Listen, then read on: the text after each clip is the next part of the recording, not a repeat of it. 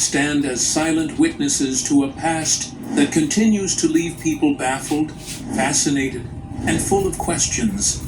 Every traveler or historian who lays eyes on them cannot help but wonder, how could ancient builders, without the help of modern cranes or machinery, have managed to move and position stones that weigh hundreds and even thousands of tons? Some have described the site as a marvel of human ingenuity, while others have whispered that it might hold secrets far beyond our current understanding.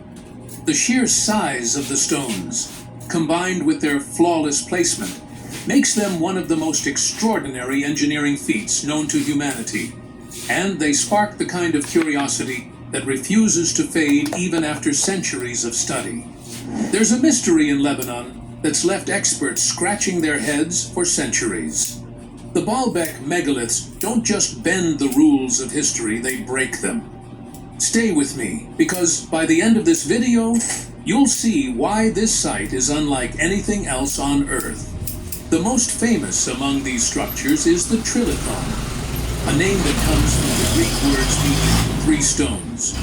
But calling them simply stones feels almost unfair, because these are not ordinary blocks of rock. They are massive slabs of limestone that measure around 19 meters, 62 feet in length, 4.2 meters, 14 feet in height, and 3.6 meters, 12 feet in thickness.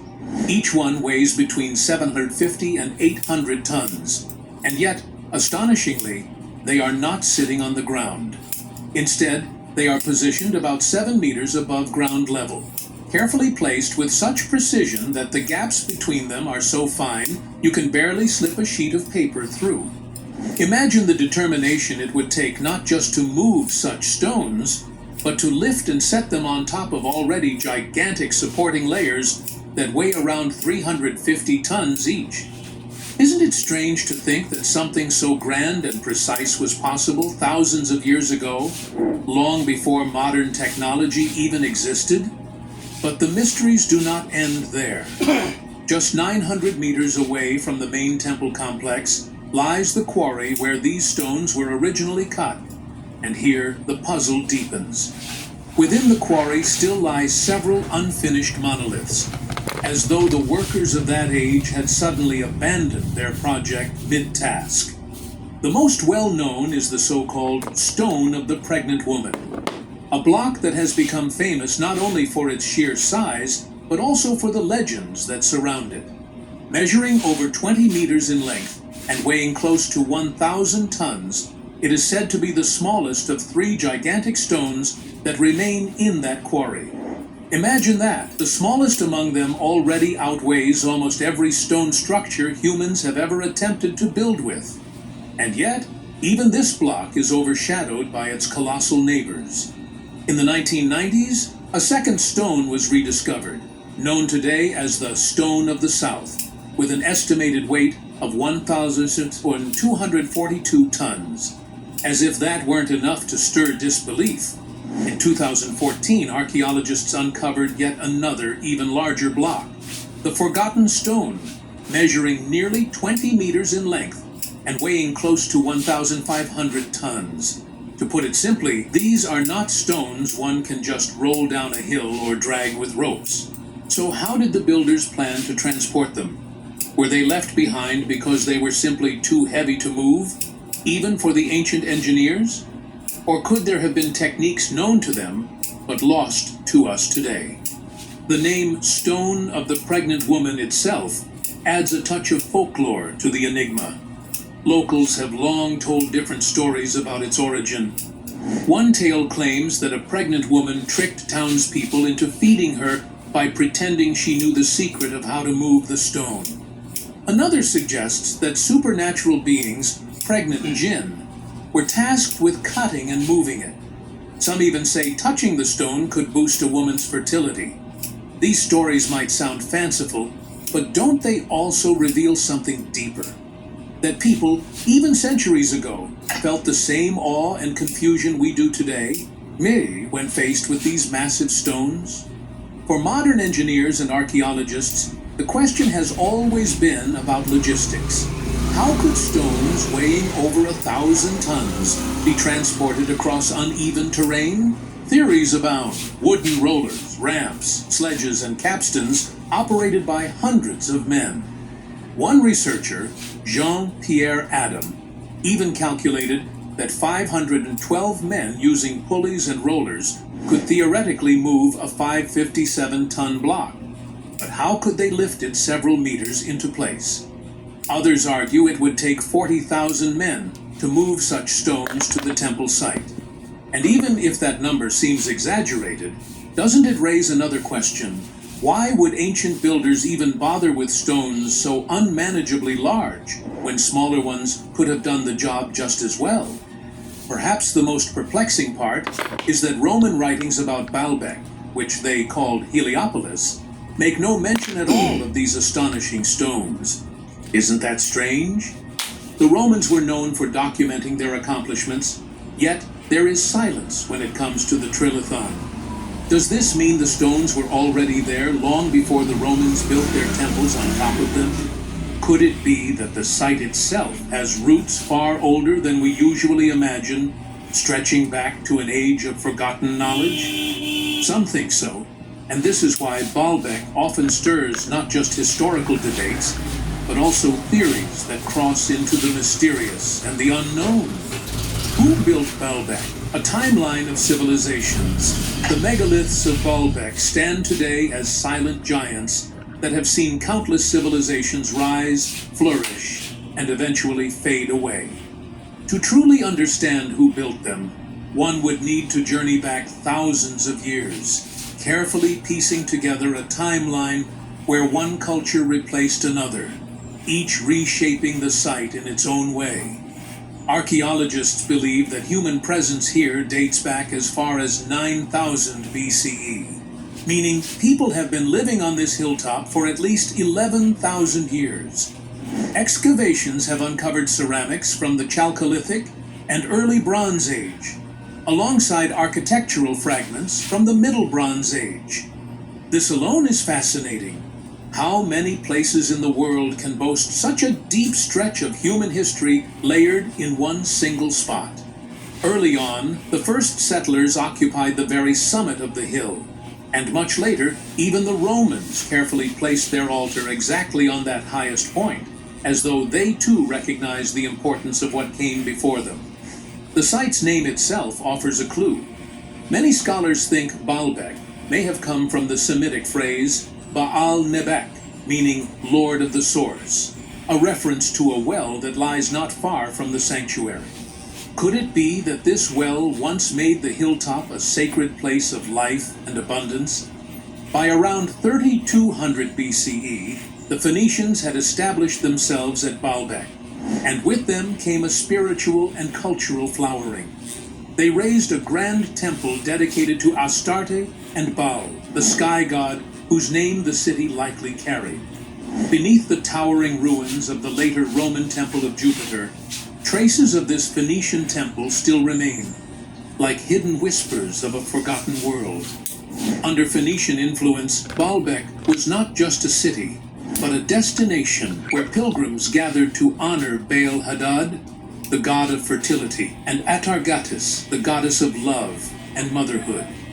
Many researchers wonder if the colossal stones that Baalbek is famous for, the Trilithon, and other enormous blocks that form the base of the Western Wall, might actually date back to this period.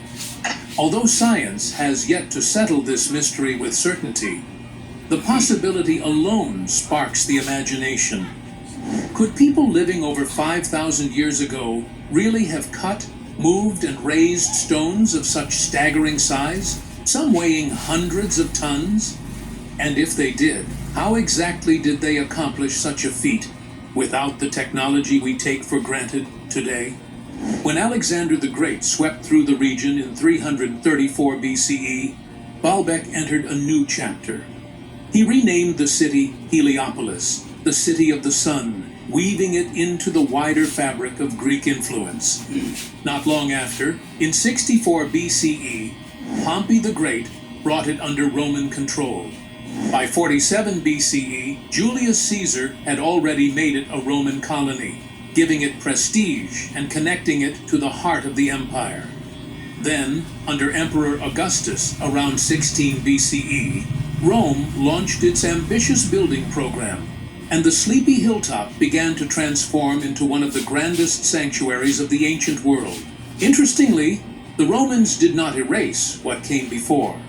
Instead, they merged their Jupiter with the local god Baal, creating a powerful fusion deity worshipped as Jupiter Baal. Construction of the awe-inspiring Temple of Jupiter continued under Emperor Nero, and later, under Trajan, the sprawling courtyard began to take shape. Emperor Antoninus Pius added the Temple of Bacchus, while the Severan dynasty finally inaugurated the entire complex, which included the Temple of Venus in the 3rd century. Imagine for a moment what it must have looked like at its peak.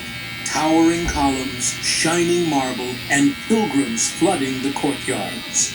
Could any visitor standing before these temples have doubted that they were at the center of something divine? But history is never static. As Christianity spread through the Roman Empire, Baalbek's role as a pagan stronghold began to crumble. Emperor Constantine's conversion in the early 4th century brought construction to a halt, and soon after, Emperor Theodosius destroyed pagan idols, dismantled the tower altar, and converted the sacred grounds into Christian spaces. The once mighty Temple of Venus was transformed into a chapel, and the hexagonal courtyard became a church. Yam stout, sardines, and corned beef. 3 times winner of International Award for Best Quality and Excellence in Spain and Dubai. 3 winner of local awards for Best Choice. Even the Temple of Jupiter was not safe from being plundered. Justinian, the Emperor of Byzantium, famously ordered 8 of its columns to be taken to Constantinople to decorate the Hagia Sophia. What does it say about Baalbek's magnificence that its stones were prized enough to be transported across empires to adorn one of the greatest churches of all time? By the year 637 CE, Baalbek fell once again, this time to Muslim conquerors.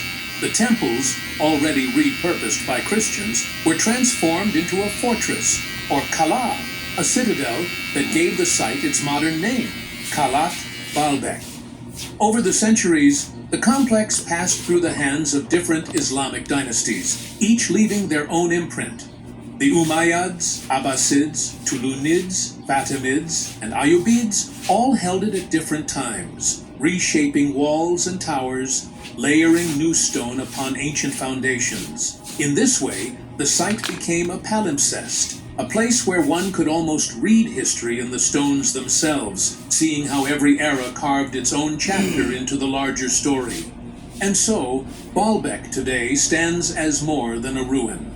It is a living puzzle, a place that has carried the spirit of countless ages.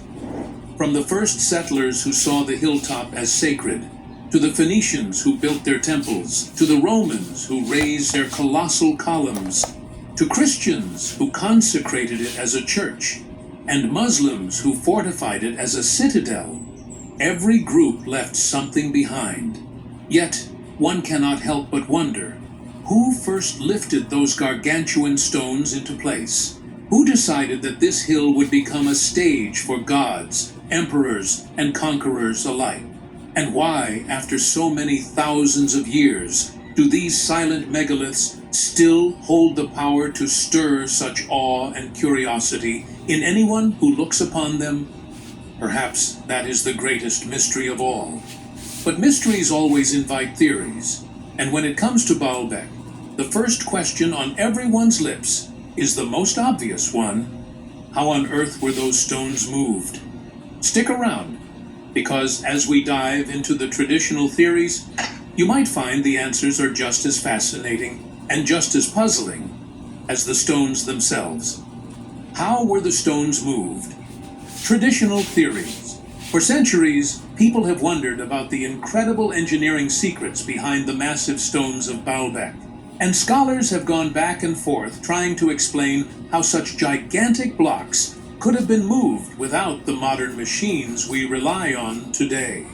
The most traditional explanation often mentioned is the use of wooden rollers and ramps, something that sounds almost too straightforward when one first hears it. According to this idea, the stones were placed on cylindrical wooden rollers, which would reduce friction and allow them to be pushed or pulled across the ground. On paper, it seems neat and simple, right? But as with many ancient mysteries, reality tends to complicate what looks easy at first glance.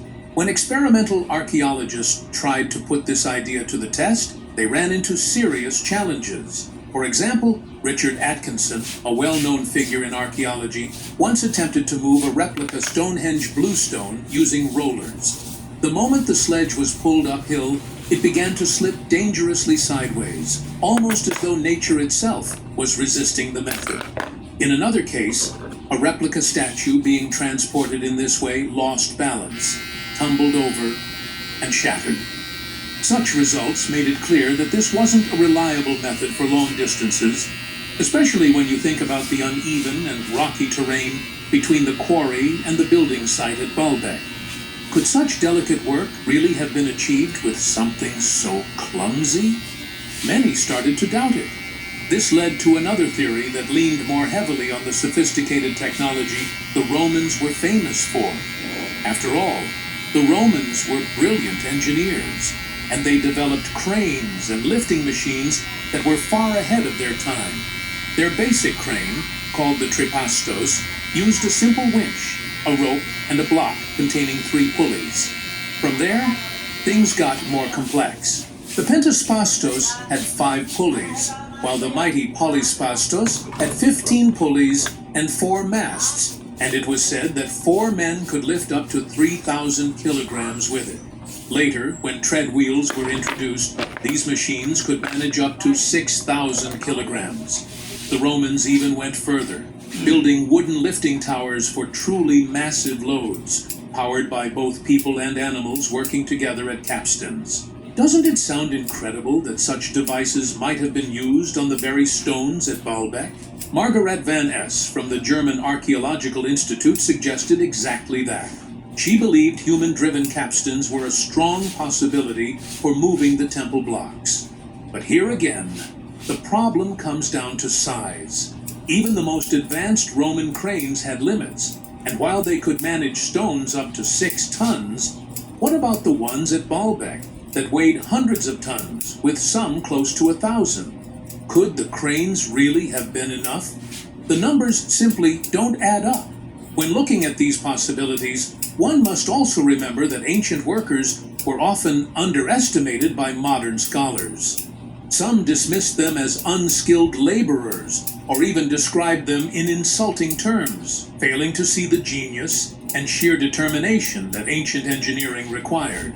Interestingly, there are ancient Egyptian paintings that show 172 men hauling a colossal statue without the use of rollers at all, which proves that sheer manpower combined with clever methods could achieve remarkable feats. But when it comes to Baalbek, the scale is on another level altogether. Moving blocks of 800 to 1,000 tons is not the same as dragging a statue, no matter how large. So the question lingers: if rollers were impractical and cranes too limited, what method could possibly explain the transport of such stones? That is why the mystery of Baalbek continues to puzzle both scholars and curious minds alike. Despite centuries of study and countless experiments, no single explanation fully satisfies the scale of the achievement. The stones were simply too heavy to lift using the technology we know the Romans had, and dragging them on rollers would have been almost impossible across the rugged terrain. Some insist there must have been techniques lost to history, methods of engineering that were never written down, but perfected by the workers of that age. Others argue that perhaps the stones were not transported at all, but instead quarried and partly shaped on site. Could that have been the secret? Nobody can say for certain. What remains clear is that the builders of Baalbek accomplished something so extraordinary that even today, With all our machines and modern science, the exact process is still debated. Scientific investigations and modern discoveries. When people talk about Baalbek, most of the time they focus on the sheer size of its stones, almost forgetting that there has been over a century of careful study that tried to peel back the layers of its mystery. The real story of scientific exploration began in 1898, when Emperor Wilhelm II of Germany paid a visit to the site. His interest was not just casual sightseeing. It sparked a wave of excavations that continued until 1904. From that moment on, researchers began to slowly put together pieces of a puzzle that stretched across thousands of years. He was told that what started as royal curiosity eventually transformed into serious archaeological investigation, and little by little, more secrets of Baalbek came to light. Over the years, experts uncovered not just structures, but fragments of history that pointed to civilizations far older than many first imagined. One could ask, what did they expect to find beneath the dust of such a grand place? The truth is, every dig seemed to rewrite the story just a little bit more. By 1984, UNESCO stepped in and recognized Baalbek as a World Heritage Site, giving it a permanent place on the global stage. That recognition was more than a title. It was a seal that confirmed Baalbek's weight in the story of human civilization, and the work did not stop there. In 2004, the Lebanese University joined hands with the German Archaeological Institute in a serious collaborative project aimed at documenting the ancient quarries in detail. What they found was nothing short of remarkable. Among their discoveries were Persian pottery fragments marked with cuneiform writing, dating back to somewhere between the 6th and 4th centuries BCE. But the most surprising revelation came when the cleaning of the Temple of Jupiter uncovered signs that human settlement in Baalbek stretched back to the Neolithic period. Can you imagine how far back that goes? It meant Baalbek's story was not just about Romans and their grandeur, but about humans who lived there many thousands of years before.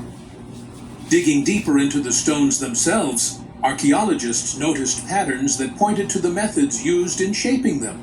The German researcher Margaret van Es studied these megaliths and concluded that they were likely cut along natural fissures between rock layers. This was a clever technique that made it easier to remove massive blocks without breaking them. What makes this even more fascinating is that this same method appeared in other Roman projects, such as the famous Pont du Gard aqueduct in France. And then came 2014, when a discovery in the quarry stopped everyone in their tracks. They uncovered what became known as the Forgotten Stone, a colossal block weighing around 1,650 tons. People asked, why would they cut something so enormous if it could not be moved? Perhaps it was abandoned because it was too heavy, or perhaps it was meant to be used but never left the quarry. Whatever the case, its presence provided a fresh window into the techniques and ambitions of ancient builders. Another captivating detail lies in the blueprints themselves. It is one thing to see stones and ruins, but to see actual Roman architectural drawings etched right into the site is something else entirely. The German excavations of 1900 to 1904 were the first to publish these discoveries. Among the most striking was a blueprint carved onto the floor of the great courtyard.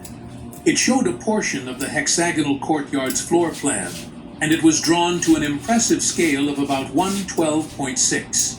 For many, this detail was proof that the Romans were not just builders, but planners who thought carefully about every angle, every measurement, and every design element before placing stone upon stone. It raises the question, were these carvings just guides for workers, or were they symbols of pride, showing off the skill of the engineers? Perhaps the most eye-opening connection emerged when researchers began to examine Podium 1, the foundation beneath the 6 columns that still rise dramatically against the sky today. Detailed analysis revealed something startling. The style and techniques used in constructing Podium 1 were strikingly similar to those seen in Herodian architecture in Jerusalem. The similarities were not vague, they were precise. Both sites used alternating rows of headers and stretchers, and both displayed the same drafted margin stonework. Even the average course height matched exactly at 1.1 meters. Was this just coincidence? Or was there a shared hand, perhaps even direct involvement of Herodian builders in Baalbek? The answer is still debated, but the resemblance is too close to ignore. And it ties Baalbek's story to a much larger network of ancient construction traditions. Step by step, from Wilhelm II's initial visit to modern discoveries, the picture of Baalbek has grown richer and more complex. What started as a site admired for its massive stones has now become a living textbook of ancient history, carrying evidence from the Neolithic, Persian, Roman, and Herodian worlds. Every discovery seems to whisper a new question. Who built this? Why did they build it this way? And how much more lies hidden under the soil, waiting to be revealed? For anyone who stands there today,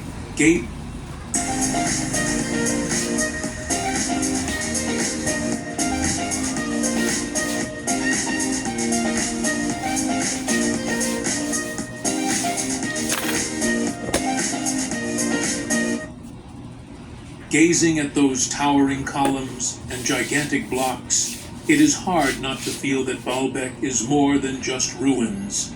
It is a mystery that refuses to stay silent, constantly reminding the world that history is never as simple as it first appears. And if you're wondering which parts are hard fact and which parts are sweet, catchy stories that somehow stuck, stay with us till the very end, because the most popular myths are about to be tested against the evidence, and some of them won't survive the spotlight. Debunking the myths. The story of the great megaliths of Baalbek is one of those mysteries that seems to draw people in no matter how many times it is told. People have always wondered how on earth such enormous stones, some weighing hundreds of tons, were moved and set into place with such precision. Was it really just human strength and clever engineering, or could something far stranger have been at play? The more one looks at Baalbek, the more it becomes clear why theories outside of conventional archaeology continue to thrive. For centuries, people who could not explain the marvels of this site with simple logic turned to the supernatural. Local legends grew around it, claiming that Cain himself, cursed and wandering, built the temple as a way to hide from the wrath of God. Others said Nimrod, the mighty hunter, ordered giants to erect it as part of the Tower of Babel. There were also whispers about the Nephilim, those mysterious giants mentioned in ancient scripture, who may have been the real builders. And in modern times, when science fiction has taken root in popular imagination, the extraterrestrial theory has become one of the most famous.